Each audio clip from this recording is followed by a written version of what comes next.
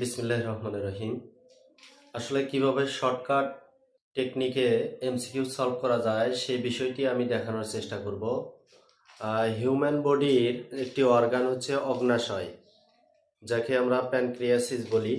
তো দেখতে পাতার মতো, এই অগ্ন্যাশয়টা দেখতে পাতার মতো।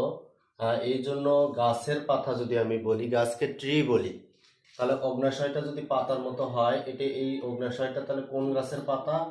এটা হচ্ছে অ্যালার ট্রি গাছের পাতা। অ্যালার ট্রি, আমরা অ্যালার ট্রি যদি লিখি তাহলে এখানে শুরুতে আমরা কি লিখবো? এতে হলো অ্যামাইলেজ, অ্যামাইলেজ,